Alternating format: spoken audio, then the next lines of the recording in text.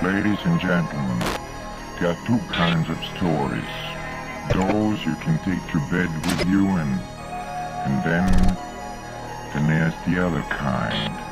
Now our story tonight is the other kind.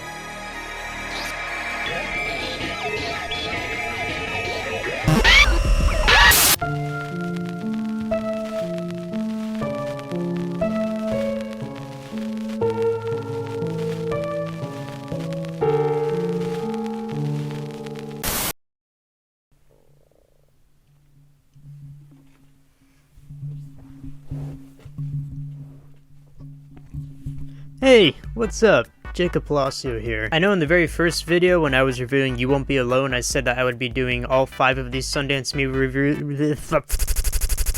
I said that I would be doing all 5 of these Sundance movie reviews in one go, but that's not happening because it's a new day, new me, and there's nothing you can fucking do about it, no matter how much you want to do something about it. What are you gonna do? Just sit there behind your fucking computer like, oh, he didn't do it all in one go like he said he was. Fuck you. Today I'm gonna be reviewing a film for you that I saw at Sundance Film Festival this year, and that film is called Watcher. It is directed by Chloe Okuno. Chloe Okuno actually directed one of these segments for VHS 94, which I reviewed last October. She directed the Storm Drain segment, which involved, a reporter and a cameraman going into the sewers to do a story on the alleged rat man, who's like a half man, half rat hybrid creature, and it's a pretty fucking great segment.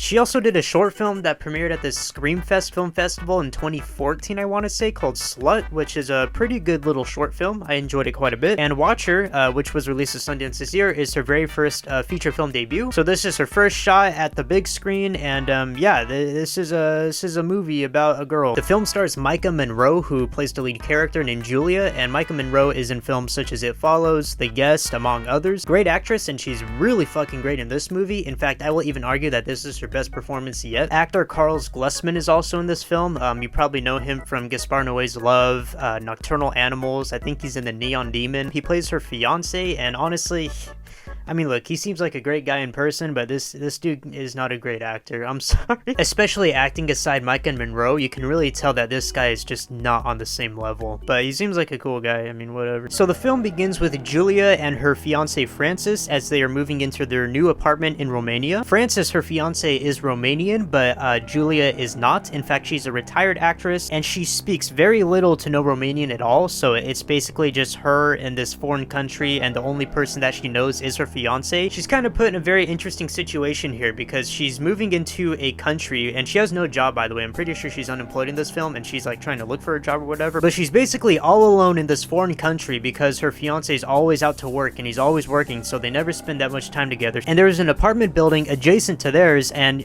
she notices in one of the windows that somebody is constantly watching her, hence the title of the film. And throughout the film, she increasingly grows more and more paranoid, thinking that there's somebody watching them, or her specifically, and that they have, really bad intentions. And to make things even worse, apparently there's a local serial killer roaming around Romania who is nicknamed the Spider, and he is a person who stalks and kills women. So that made her feel really good. And so yeah, the movie's just basically following Maika Monroe. She's, definitely the lead actress in this film, and she's just slowly losing her sanity, or is she?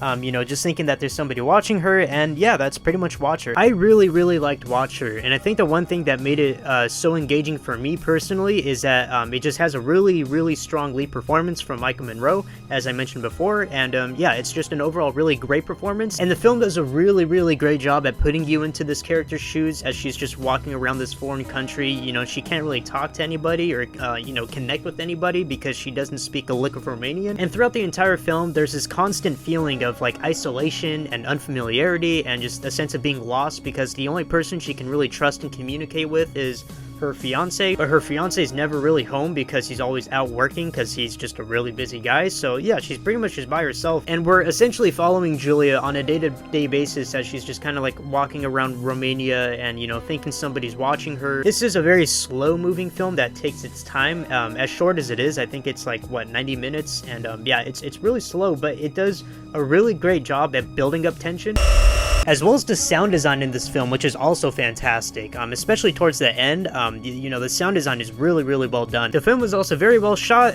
It's got a great location, a great premise, a great performance, and it's just overall a really good time. As slow as it is, there really wasn't a moment in this film that I would consider dull or that dragged on. You know, every scene like flowed together really naturally and felt like it needed to be there in order to progress the story. And what was going on to the lead character, you know, was really interesting. You know, it's just a little tiny stuff, you know, that happens to everyday people, but because a lot of the stakes that this character deals with are so insignificant, especially in the first half of this film, whenever something a little spooky does happen in the film, it just kind of leaves a bigger impact on you because of the fact that the movie takes its time, and you know, it's just following a character who's doing everyday things, and you know, everyday things are happening to her, but when all of a sudden you know, that safe space is being broken, you know, you can tell that she's in a load of fucking trouble. As far as complaints go, I have very little. In fact, I will even argue that this movie is doing everything right, as far as like a thriller goes. I guess the film mostly just suffers by not doing enough, you know, to be put up on a pedestal of sorts. But honestly, I don't really think that Chloe was aiming to do that in the first place. I think she just wanted to make a really solid little thriller film, and you know, in that case, she succeeded in doing so in just about every aspect. The movie doesn't do anything groundbreaking or outstanding per se, but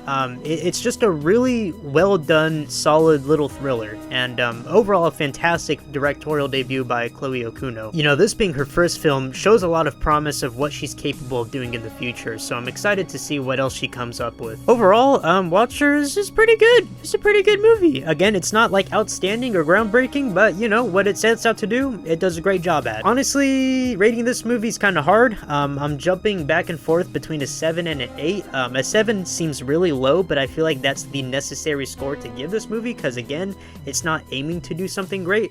But I think I'm going to give it an 8 out of 10 due to the fact that I just enjoyed it so much, a lot more than I thought I would. And honestly, I kind of enjoyed the ending of this movie too, even though I know a lot of people are not going to like the ending to this movie, but I didn't mind it. I was just having a good time all the way through, honestly. So yeah, I can't see anybody rating this movie super high, since again, it's not aiming to do something extraordinary, but I will give it the highest score that it deserves, which in my opinion is an 8 out of 10. So it's getting a fucking 8 out of 10, even though realistically it's probably a 7. So yeah, if you're in the mood to watch a film where a helpless woman is, you know, being alienated from everybody and the environment surrounding her, you know, forcing her to spiral into this frantic frenzy, then this movie's for you.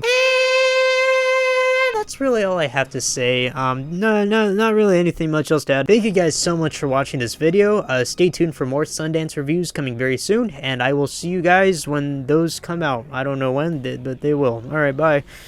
Oh, drop my fucking phone. Pause.